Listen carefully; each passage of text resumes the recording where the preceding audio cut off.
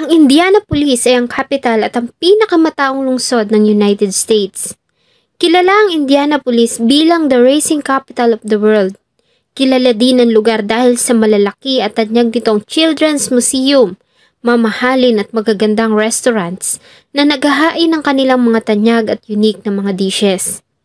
Literatures, music at arts. Ang kwento po natin ngayon ay isa sa mga pinag-uusapan pa rin hanggang sa kasalukuyan sa Indianapolis. Ito ay ang kwento sa likod ng isang granite memorial na matatagpuan mo na nakatayo sa Willard Park sa Washington Street, Indianapolis, United States.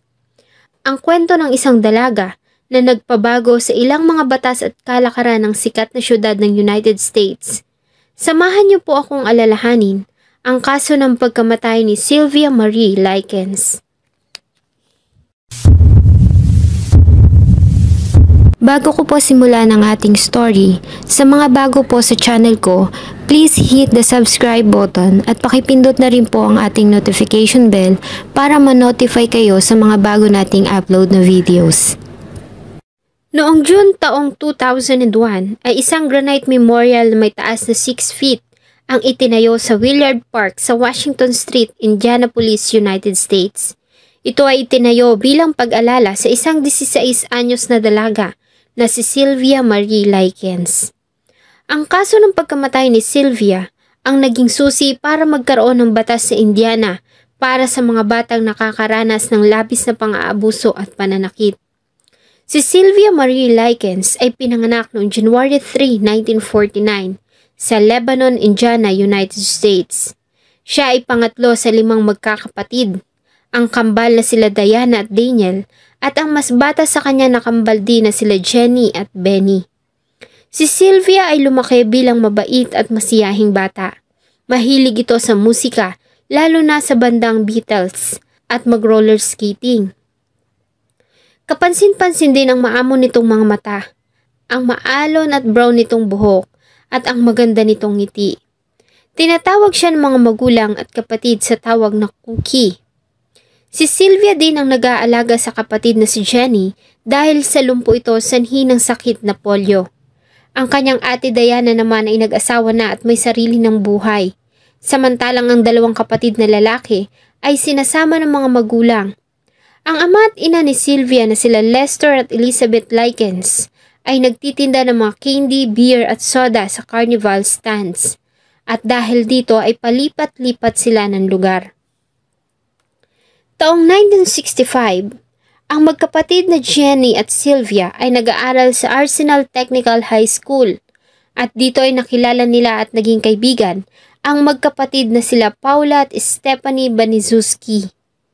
Hindi naging madali ang buhay para sa pamilya Likens, lalo na noong June 3, 1965, nang maaresto ang ina ni Sylvia dahil sa shoplifting. Nagpatuloy sa paghahanap buhay ang ama ni Sylvia sa carnival, kasama ang mga anak na lalaki.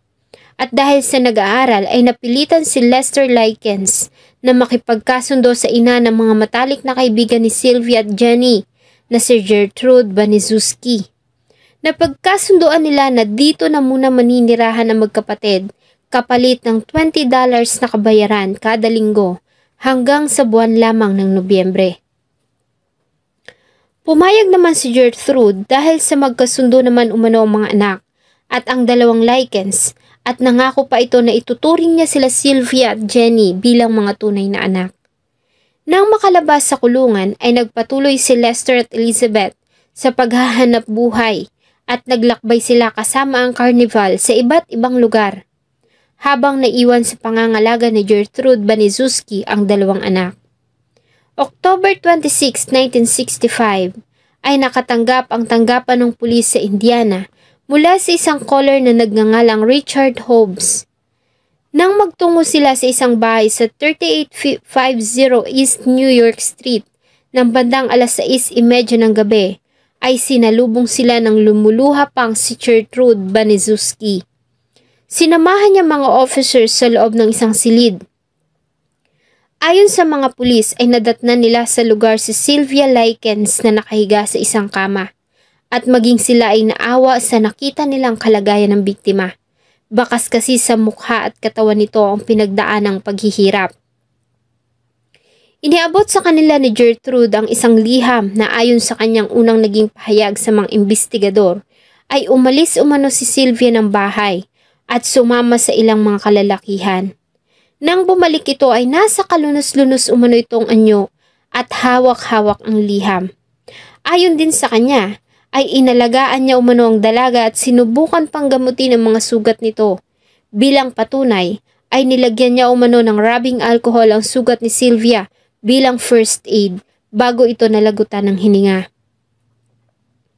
Subalit katakataka naman na naging statement ang panganay na anak nito na si Paula. Habang hawak-hawak ang isang Biblia, ay bigla na lamang kasi nitong sinabi na ang pagkamatay ni Sylvia Likens ay nakatalagang mangyari. Nang tumingin ito sa direksyon ng kapatid ng biktima na si Jenny, ay sinabi nito na welcome pa umano itong manatili sa kanilang tirahan at ituturing umano nila ito bilang isang tunay na kapatid. Nang interviewin ng mga investigador ang kapatid ni Sylvia na si Jenny Likens, ay sinabi nito ang lahat ng detalye na una nang inilahad ni Gertrude. Ngunit nang tila wala nang nakatingin, ay marahan itong bumulong sa investigador at sinabing, alisin niyo ako dito at sasabihin ko sa inyo ang lahat. Ang mga susunod na statement ni Jenny Likens ang magbibigay ng linaw sa tunay na nangyari sa nakatatanda niyang kapatid na si Sylvia. Ayon kay Jenny, ay lumipat silang magkapatid sa bahay ng mga Baniszewski noong July 1965 sa utos ng mga magulang. Ang kanilang unang 2 linggo sa bagong tirahan ay ayos naman umano ang naging pakikisama sa kanila ng pamilya. Dahil sa sakit na polio, ay nakabrace ang kanyang isang paa, kaya naman ang ate Sylvia niya lamang ang tumutulong sa mga gawaing bahay. Lagi din silang nagsisimba tuwing araw ng linggo, kasama ang 7 anak ni Gertrude. Subalit ang kabaitang pinakita ng mga ito sa kanilang magkapatid ay may hangganan. Nagsimula ang problema nang hindi magawang bayaran ng kanilang amang $20 na kabayaran sa tamang oras. Dahil dito, ayon sa kanila, ay pinapalo sila ni Gertrude gamit ang isang paddle. Ayon kasi dito, ay inaalagaan umano sila nito para lamang sa wala. Minsan ay sinaktan din sila ng ginang na magsumbong ang anak nitong panganay na si Paula dahil sa marami umano silang kinain sa isang pagsasalo na kanilang dinaluhan sa simbahan. Ang pang-aabuso ng mag-iina ay lalo pang ang lumala sa mga dumaan na araw. At ang naging focus ng nasabing pananakit ay ang nakatatanda niyang kapatid na si Sylvia. Nagsiselos umano kasi ang 36 years old na si Gertrude dahil sa angking ganda ng dalaga. Lalo pa nga't ang anak niya na si Paula, maliban sa overweight, ay buntis na ito sa edad lamang na 17. Ayon kay Jenny, ay may mga pagkakataon na hindi nila ito pinapakain at papakainin lamang ng mga tira-tira at panis ng pagkain galing sa basurahan. Minsan din ay sinaktan ni Paula si Sylvia at sa sobrang lakas nito ay nabali ang kamay ni Paula. Isang araw bilang ganti sa sinapit ng mga pananakit, ay pinagkalat umano ni Sylvia sa kanilang paaralan na ang magkapatid na si Paula at Stephanie ay mga bayarang babae. Ang nasabing usap-usapan ay nakarating sa magkapatid, kaya naman nang makauwi ay agad nitong kinumpronta si Sylvia. Umamin naman ito sa nagawa at luhoan na humingi ng tawad. Nang makarating ang balita sa nobyo ni Stephanie, ang 15 anyos na si Coy Randolph Hubert, ay agad nitong inatake si Sylvia. Sinampal, sinipa, iniuntog ang ulo sa dingding at maging sa sahig. At nang makarating kay Gertrude ang pangyayari, ay hinampas niya si Sylvia gamit ang isang pamalo hanggang sa mawalan ito ng malay. Dito na nagsimula ang impyerno sa buhay ni Sylvia Likens. Sa araw-araw kasi ay nakakaranas ito ng pananakit, hindi lamang sa pamilya Baniszewski, kundi maging sa mga kaibigan na magkakapatid. Malimit umanong gawin ni Coy Hubert si Sylvia bilang isang manikin habang nag-iinsayo ng martial art. May mga pagkakataon din na sa pilitan nila itong pinaghuhubad sa harap ng mga kaibigan habang gumagawa ng mga malalaswang bagay at pinapaso ng sigarilyo sa katawan. Pinagbawalan na rin ito na umattend ng school. Sa kabila ng nararanasang pang-aabuso at pananakit, ay nanatiling tikom ang kanilang bibig at hindi nagawang magsumbong sa kanilang mga magulang sa tuwing dadalaw ang mga ito. Dahil umano sa takot na madamay ang mga ito o mas malala pa ang matanggap ng mga pananakit. Subalit 2 buwan makalipas ang paninirahan sa mga Baniszewski, isang araw noong September 1965 ay nakita nila ang ate na si Diane sa isang park. Sinubukan nilang sabihin dito ang mga nararanasang pang-aabuso. Ngunit hindi ito naniwala at sa halip ay pinagbintangan pa sila na gumagawa lamang ng kwento para kunin na sila ng magulang. Sa ikalawang pagkakataon na makita nila ang nakatatandang kapatid ay kasama nila ang anak ni Gertrude na si Marie. Kaya naman ay hindi na nila muli pang sinabi dito ang mga nangyayari. Subalit ay humingi si Jenny sa atin ng sandwich dahil sa siya umano ay nagugutom. Ang nasabing pangyayari ay agad naman na pinaabot ni Marie sa ina. Dahilan para muling saktan ni Gertrude si Sylvia dahil umano sa kanilang katakawan. Sa labis na sakit ay nawalan nito ng malay, ngunit hindi pa din tumigil si Gertrude. Hinawakan niya ang buhok nito at paulit-ulit na inihampas ang ulo nito sa bathtub para magkaroon nito ng malay. Isang lalaki na kapitbahay ng mga Baniszewski ang tila nakapansin ng mga pasa ni Sylvia. Ang nasabing lalaki ay nagngangalang Michael John Monroe. Agad nitong tinawagan ng Arsenal Technical High School at inireport ang tila pang-aabuso na nararanasan ng magkapatid. Bilang tugon ay nagtungo ang isang representative ng school sa bahay ng mga Baniszewski. Nagtataka din umano kasi sila dahil sa biglaang hindi pagpasok ni Sylvia. Subalit ayon kay Gertrude ay umalis daw umano si Sylvia sa bahay noong mga nakaraang linggo. At hindi umano nila alam kung saan ito nagpunta.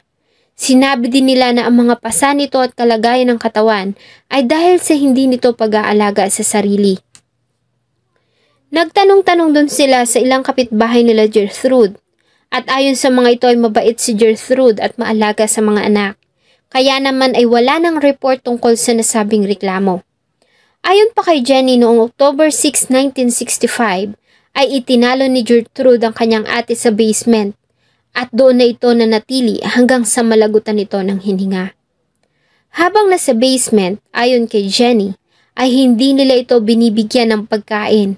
Pinapakain lamang nila ito ng mga tira-tira at panis at nabubulok na pagkain. Ang mga bata naman na nakatira sa kalapit na bahay ay nagbabayad ng 5 sentimo para makita lamang si Sylvia at saktan ito. Tila ba manghang-mangha sila sa nakikitang kalunos-lunos na kalagayan ng dalaga. At dahil sa maliit na katawan, ay nagpapatulong si Gertrude sa ilang mga batang kapitbahay para buhatin si Sylvia at paliguan. Ayon kay Jenny, ay kinukuskus ni Gertrude ng asin ang mga sugat ng kanyang ate hanggang sa mamilipit ito sa sakit.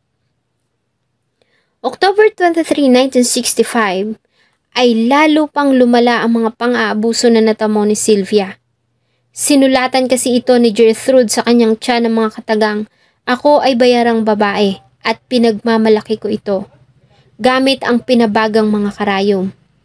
Nang hindi matapos ang obra, ay inutusan nito si Coy Richard Hobbs para ipagpatuloy ang kanyang ginagawa. Nang matapos, ang 10 years old na anak ni Gertrude na si Shirley ay nagpabaga na isang bakal na korteng S at inilagay ito sa kaliwang dibdib ni Sylvia. Ngunit sa halip na S ay number 3 ang imahe na nabuo rito. October 25, 1965, nang mapansin na tila nanghihina na si Sylvia at anumang oras ay maaari itong mawalan ng buhay, ay pinilit ito ni Gertrude na magsulat ng isang liham. Ayon dito, ay umalis siya ng bahay at sumama sa ilang mga kalalakihan na siya umanong nanakit sa kanya. Ang nasabing liham ay ang liham na ibinigay ni Gertrude sa mga investigador. Sa parehong araw, ang huling mga pag-uusap ng magkapatid ayon kay Jenny ay sinabi sa kanya ng kanyang ate Sylvia na ayaw niya itong iwan, ngunit nararamdaman niya umano na hindi na siya magtatagal. Ayon kay Jenny, sa huling mga oras ng kanyang ate Sylvia, ay hindi na nito magawang magsalita ng tuwid. Sa lahat ng taong nanakit sa kanya ay si Richard Hobbs lamang umano ang magpakita ng awa sa mga huling sandali. Niliguan kasi nito si Sylvia sa isang maligamgam na bubble bath at binihisa ng malinis na damit bago nila ito inihiga sa isang mattress kung saan ito natagpuan ng mga pulis. Ayon pa kay Jenny, ay ilang beses pa na hinampas-sampas ni Gertrude ang wala ng buhay na katawan ng kanyang ate ng libro, habang sinisigawan ito na nagpapanggap umano na patay. Hanggang sa maisip nito na wala na itong buhay at para pagtakpan pa, ang ginawa ay sinimulan nitong lagyan ng rubbing alcohol ang mga sugat ni Sylvia. Inutusan din nito si Richard Hobbs na tumawag sa mga pulis sa malapit na payphone. Dahil sa formal statement ni Jenny Likens, ay agad na inaresto ng kapulisan ang mag-iinang sila Gertrude, Paula, John Jr., Stephanie at ang nobyo nito na si Coy Hubbard, Richard Hobbs at 5 minor de edad nilang mga kapitbahay na may kinalaman sa pananakit kay Sylvia Likens. Sa ginawang interrogation ay una nang umamin ng 15 years old na si Richard Hobbs sa naging partisipasyon niya sa krimen. Ayon sa kanya, binugbog niya ito ng 20 beses at siya din ang tumapos sa paglalagay ng tattoo sa tiyan nito gamit ang isang needle na kanyang pinapabaga sa apoy. Ang nakangisi naman at taas noong si Paula ay nagbigay din ng kanyang statement at inamin nito ang lahat ng pagpapahirap na ginawa niya sa biktima, gaya na lamang ng pagtulak nito sa hagdan nang hindi bababa sa 3 beses, pagbali ng mga daliri nito at paghampas gamit ang police belt ng kanyang ina. Ang anak ni Gertrude na si John Jr. ay umamin din sa kanyang partisipasyon, tulad na lamang ng pagpaso sa katawan ni Sylvia gamit ang posporo, habang pinapanood niya ang ina na pinapaso ito gamit ang sigarilyo. Samantala, ang 5 mga bata naman na inaresto dahil sa kanilang naging partisipasyon ay pinalaya at ibinigay sa kustodiya ng kanilang mga magulang. Sa ilalim ng isang subpoena, nahaharap ang mga ito bilang witnesses sa darating na trials. October 28, 1965 ay mas lalo pang nanlumo ang karamihan dahil sa paglabas ng resulta ng autopsy sa katawan ni Sylvia Likens. Ayon kasi sa resulta, ay nakitaan nito ng 150 mga sugat, hindi pa kasama ang maliliit na garos at gasgas. Butas ang kanang pulso nito na muntik nang umabot sa kanyang buto. Maraming paso ng sigarilyo sa iba't ibang bahagi ng kanyang katawan. Ang mga buto sa kanyang daliri ay bali. Ang kanyang mga balat ay humiwalay na sa kanyang laman. Kinagat niya rin ang kanyang labi bago siya mamatay at halos mahiwalay na ito sa kanyang mukha. Ang sanhi ng kanyang kamatayan ay ang mga namuong dugo sa kanyang noo. Ganon din ang mga injuries na kanyang natamo at maging ang malnourishment dahil sa kalagayan ng kanyang katawan. December 30, 1965 ay sinampahan ng kasong first-degree murder ang mga suspect, maliban kay Stephanie Baniszewski na pinakawalan dahil sa writ of habeas corpus bond na ipinasa ng tagapagtanggol nito. Ayon kasi dito, ay wala umanong sapat na ebidensya na magdidiin sa dalaga sa pagkamatay ni Sylvia. Kapalit nito ay pumayag ito na tumayong witness laban sa kanyang pamilya. Sa ginawang pre-trial hearing noong March 16, 1966, ay ilang mga psychiatrists ang nag-testify sa hukuman na ayon sa kanilang ginawang evaluation sa mga akusado ay nasa maayos itong mga pag-iisip para sumailalim sa paglilitis. April 30, 1966, ang umiiyak na si Jenny Likens ay humarap sa hukom habang muling binabalikan ang mga pangyayari sa mapait na sinapit ng kanyang ate Sylvia. Sa kabila nito ay pinabulaanan ni Gertrude ang mga akusasyon at ayon sa kanya ay ang kanya umanong mga anak at mga kaibigan ng mga ito ang tunay na nagpahirap kay Sylvia. Ayon sa kanya ay magulo ang kanyang isip dahil sa dinadanas na depresyon, sanhi ng paghihiwalay nilang mag-asawa, kaya naman ay hindi niya umano magagawa ang binibintang sa kanya. May 25, 1966, matapos sa mga pagdinig, ay hinatulan si Gertrude Baniszewski ng first-degree murder. Ganon din ang panganay niyang anak na si Paula. At sila ay hinatulan ng habang buhay na pagkakakulong. Si Richard Hobbs, Coy Hubbard at John Baniszewski Jr. naman ay nahatulan ng 2 hanggang 21 taon na pagkakakulong sa Indiana Reformatory dahil sa kanilang edad. September 1971 ay muling humarap si Gertrude at Paula sa paglilitis matapos na mapatunayan ng mataas na hukuman na sila umano ay hindi dumaan sa patas na mga pagdinig. Sa pangalawang pagkakataon, si Paula ay nagplead ng guilty for voluntary manslaughter para sa mas mababang sentensya na 2 taon na pagkakakulong. Siya ay nakalaya noong December 1972 at pinalitan niya ang kanyang pangalan bilang Paula Pace at nagtrabaho bilang isang teacher assistant sa Iowa. Noong 2012 ay inalis ito sa trabaho matapos na malaman ang kanyang nakaraan. Ang kanyang anak na babae na pinanganak niya noong 1966 ay pinaampon. Kalaunan ay nagkaroon pa siya ng 2 anak sa pangalawang asawa. Si Gertrude naman ay muling nahatulan ng kasong first-degree murder.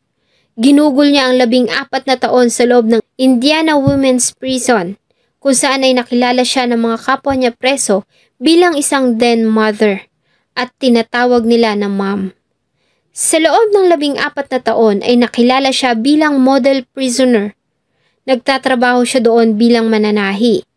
Sa kabila ng protesta ng libo-libong katao at sa pagkolekta ng 40,000 na signatures, si Gertrude ay nabigyan ng parole at nakalaya noong December 4, 1985.